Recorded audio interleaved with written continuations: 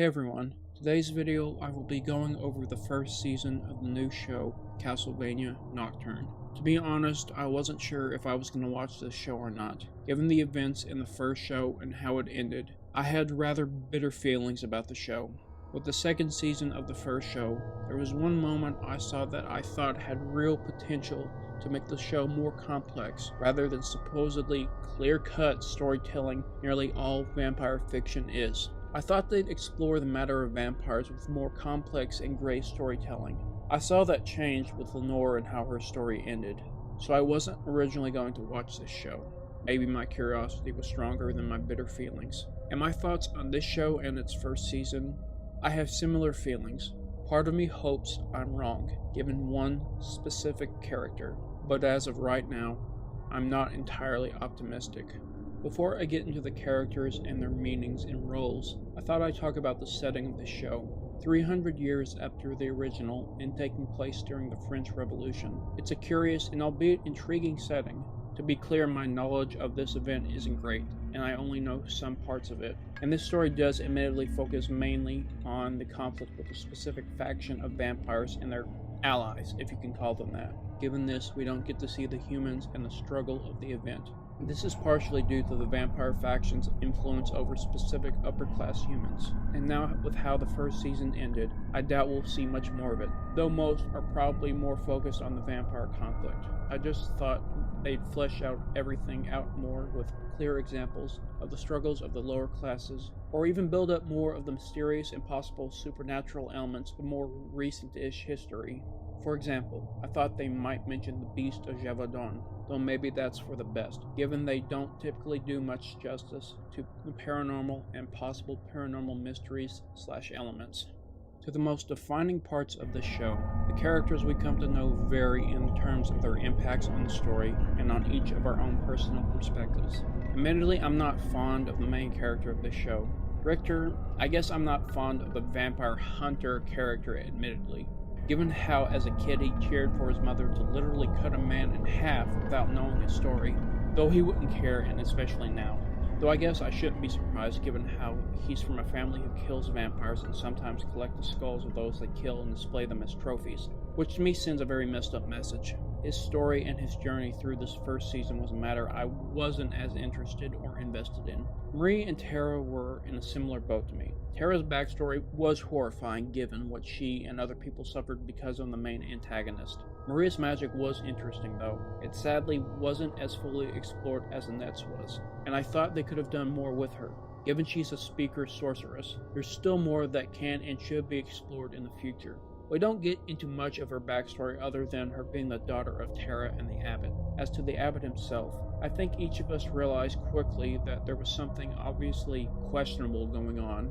From the way he talked to the framing of the character's expressions, it quickly led to the conclusion that he was hiding something. Though given what came next, perhaps the point was to move on to his reasons for his actions as a forge master, believing himself to be carried with terrible purpose to serve God and to save the people of France. He was another character I wasn't as interested in, though elements of his character made me more curious to see where his story would go, more so than Richter's. I didn't really care for Mizrak either, why I will explain later in the video. Drolta herself raised curious questions about the vampires within the story, like why are vampires, who should be much more physically powerful than humans, continue to be overpowered by them? Not even the most tested and fit humans should be on the same level as the average vampire. I mean, I know the Belmonts are raised and trained to kill vampires. I just don't get how they are able to physically beat vampires. This has only been not the case with just a few vampires. With Drolta, also, I was wondering more about her backstory before she served the main antagonist and how and why she became a vampire, as I believe she chose willingly to become one.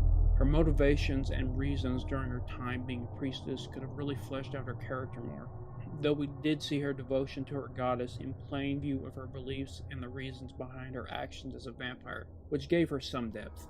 The major antagonist of this show, Elizabeth Bathory, I had mixed feelings about. This show's Countess Elizabeth Bathory, a vampire noblewoman with extreme sadistic tendencies and the proclaimed vampire messiah, the devourer of light.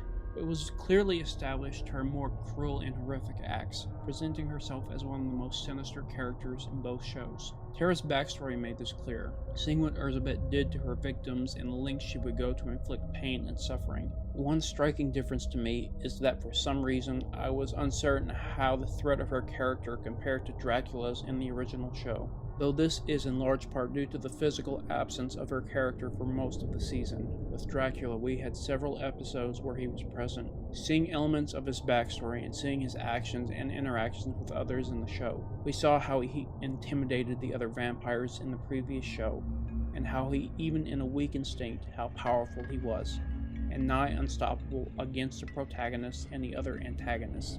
Though now with her firmly in the direct action in the show, we'll see more of how much of a threat she'll pose.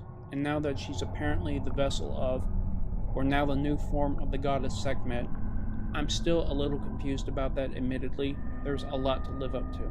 Given she's apparently now one of the most ferocious and formidable of all entities within any pantheon of the world, we'll need to see her be at least as, or really more of a threat than Dracula was or ever could be. To be clear, my knowledge of the goddess is very limited. I will just speak on what I've heard and know. In the story of when she was unleashed on the world by Ra, her ferocity and bloodlust was so great, not even Ra himself could stop her. This was the same god who ruled over the created parts of the world and the father of Sekhmet, yet even he couldn't stop her. To my understanding, gods are perhaps in part powered by the belief of their worshippers, so at the time of this story, it's possible her power has decreased despite her being a mighty goddess. On another note, isn't Sekhmet a solar goddess? She left Egypt after Ra's deception, then Thoth persuaded her to return and restore the sun. I guess Sekhmet's still pissed? This is something that has to be more clear in the future of the show. Nevertheless, given all the legends about her, this antagonist has to be solidified as an extremely dangerous foe. We saw elements of this in the last part of the season. There just needs to be more, and I don't know how she's going to be able to be beaten, because I don't think dyed beer is going to work this time. Moving to another leading character, Annette's role and story in the show is one of the most compelling and powerful within it. Her journey in all its elements has been some of the most deep in terms of tragedy and resolve amongst the protagonists. The grim and cruel reality of the enslavement of black people was one of the most vile pieces of human history. We see examples of the cruelty black people suffered at the hands of those that saw them as property and not people. Her time as a slave to her escaping and becoming a maroon is still and will always be a foundational part of who she is as a character. From being afraid of those who saw her as a thing, to fighting back against them and drawing strength from her community and her heritage, speaks to the essence of who she is. One element that was and still needs to be explored that I thought was a very defining part of her story is her faith in the gods of her ancestors and how she draws strength from them and her community, both past and present. To be clear, like with Sekhmet, my knowledge and understanding of the Orishas is extremely limited, so I will just speak on what I saw and what has been presented. Part of her becoming a maroon and a revolutionary was connecting to her roots by spiritually linking herself to her ancestors and drawing strength from the Orishas, Ogun specifically, the god of war and iron. We see his strength is the focus and root of her power. She notes that she and everyone are descended from gods, and that one needs to connect to them like she has to find their true power. This focus on and the exploration of former slaves who escaped and rebelled by reconnecting to the gods of their ancestors is something that is both discussed and shown to great effect in the show. Because of the forced conversion of enslaved black people to Christianity, they were forbidden from and punished if they practiced the religion of their heritage. To be clear, there were those in Africa who chose to convert to Christianity, though they also suffered under a more cruel form of the same faith that was used to supposedly justify their enslavement. The one I'm discussing that was shown in the show were those who didn't choose to convert. Annette did use Christian elements to kill the vampire that enslaved her in the story too, using a weapon that was used on her against the one who made her suffer the most. I'm very curious to see what more they do with her character in the future. Now I have to say my favorite character in the show so far has to be Olrox. This guy's backstory and presence in this season probably has the most potential to grow and develop for both him and for vampires in general with this show and franchise. His introduction in the show was very powerful, and the elements of his backstory really speak to the complexity of his character. His reasoning for killing Julia Belmont was understandable. Losing someone you love to another in such a way would be heartbreaking and tragic. While we don't know the full story of his love and what happened between the two of them, Julia's responsibility for the death of the one he loved speaks to the similarities between him and Richter. And while some would say that in his place, Ulrich should have killed Richter to prevent him from trying to avenge his mother would have been best for Ulrich's survival, his refusal to kill him at that time at least spoke to his character.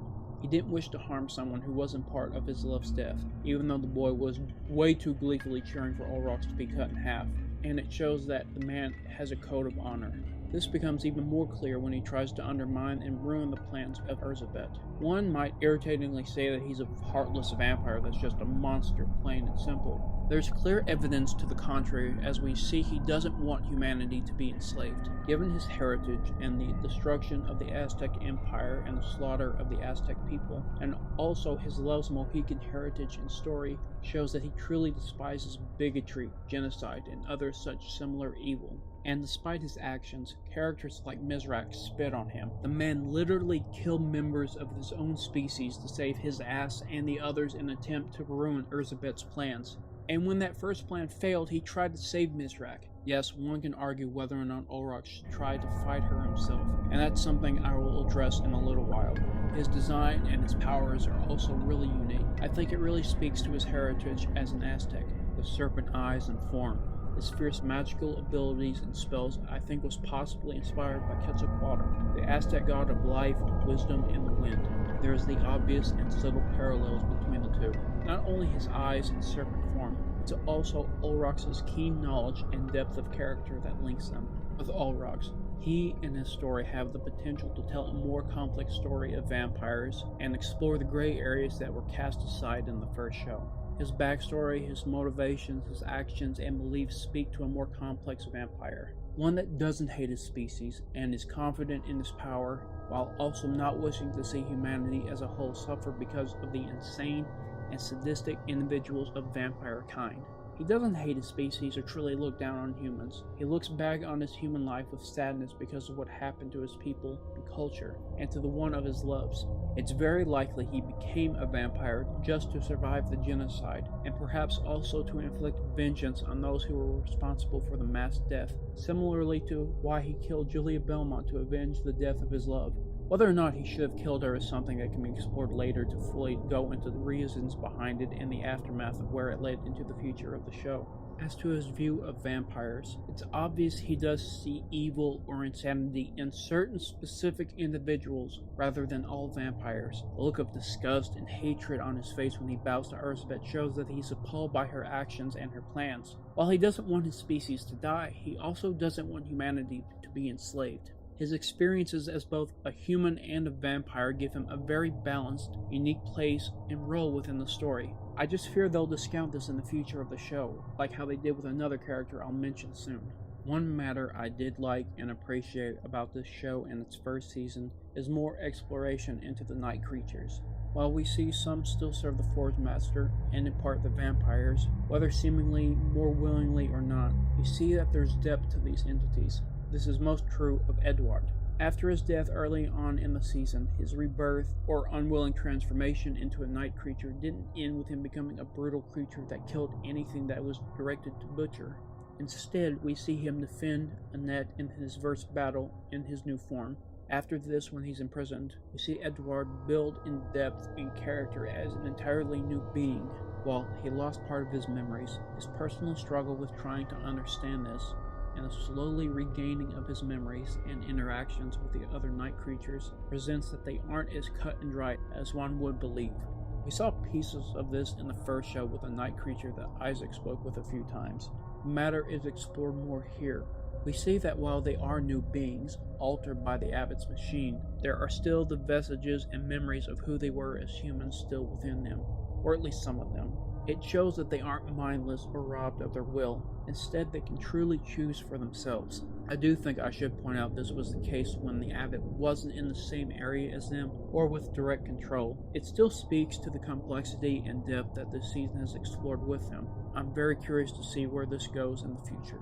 To the final part of this video, I wish to speak on the surprise appearance at the end of the first season. With Alucard's entrance and now present part in the story, there's a lot to be explored. While he did fight against his father's genocidal plan to kill humans, and later fought other vampires to save and aid humans that were being targeted, what I originally thought Alucard's role was going to be was while he was going to fight to stop his father and save humans, he'd also try to seek peace between vampires and humans. Because of being a Dhampir and being raised by parents of both species, and seeing the good both are capable of, he would be a bridge between the two species. Unfortunately, that wasn't the case. While he does offer the choice to spare that specific group of vampires during the last scene of the season, he mentioned he killed thousands of vampires by that time. In the second season of the first show, when the original trio were in the Belmont Library, Alucard said that the library was a place meant to proudly display the mass killing of vampires, while he looks at a case full of vampire skulls, with a moment specifically focusing on the skull of a vampire child. And this was all just thrown away. In the first show, the debate of the morality and worth of humanity was explored through all 4 seasons of the first show. Countless conversations, arguments, and fights were about humanity. It was one of the most defining elements of the show. The first true horrifying event in the show was the murder of Lisa at the hands of fanatical humans in the show, and solidified that one of the most evil characters in the show was human and not a vampire. Many of the most cruel and vile acts in the series were enacted by humans. And one of my favorite moments in the show, which was one of its best, was a conversation between Isaac and the captain. A truly meaningful philosophical conversation and look into humanity. It's one of my favorite scenes in fiction that truly explores the worth and meaning of humanity. And in contrast, the matter of the worth and meaning of vampires, just immediately chosen as evil and worthless. What? This matter was something that I wanted explored with this show. The first show cast it aside with Lenore in her final moments. I want Ulrox to be the voice for vampires, for him to be the vampire version of the captain who gives a more complex support and voice for vampires. I want him and Alucard specifically to have these in-depth conversations and discussions. Have these two discuss vampires and their place in the world. This is something that needs to happen to truly explore the depth of these shows and the characters, contrasting the evil some vampires do while also speaking on the good they have the potential to do. Have Ulrox be the captain to where Alucard is Isaac. If this isn't explored, it's ignored the story that's been built up and the characters that provide the depth and meaning to themselves and one another into the show itself. There's still more for Castlevania Nocturne to explore in its future. So many character storylines and multiple elements that added more depth to this overarching story. I'm curious to see where the story goes, and I truly hope it explores what I believe the show needs to. Of course, I know certain points of spoken art, unpopular for vampires and vampire fiction to say the least. It's just the show planted certain seeds that I believe still need to grow. Nevertheless, let me know your all's thoughts and feelings in the comments below. I'd like to hear what you all have to say about this show thus far and where you think it should go and might go. Make sure to like, comment, and subscribe. I hope you liked this video, and thank you for watching.